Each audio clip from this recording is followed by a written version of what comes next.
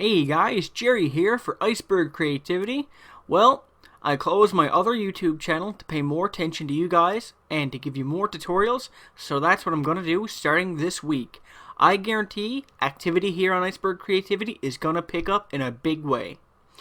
Alright, let's get right into another Photoshop tutorial. This came as a request in a few personal messages on how to desaturate certain selections of an image. So, let's jump right into it, shall we? Now, where this is a Photoshop tutorial, there are many ways in which to achieve the selective desaturation effect.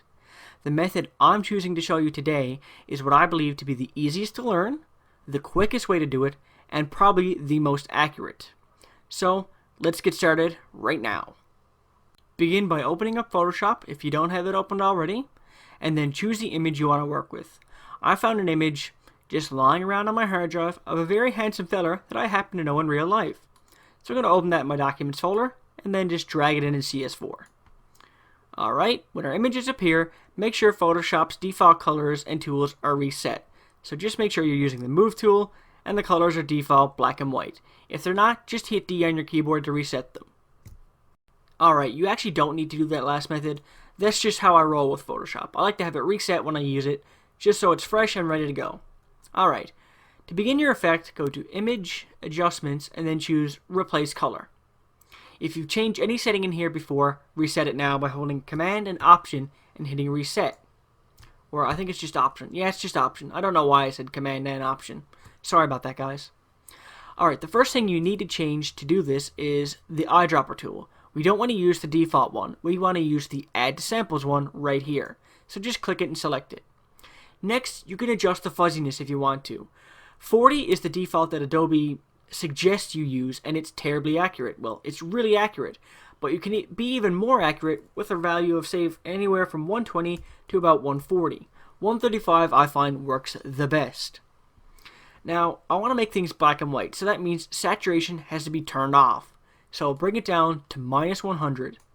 Then come to your image and just start to click. I click once and almost the entire image is gone black and white, except for my shirt.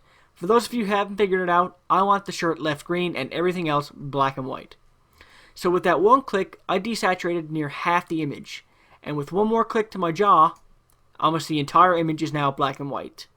So just keep clicking around to images and areas you see that you want black and white, and it's pretty well done with a few quick clicks.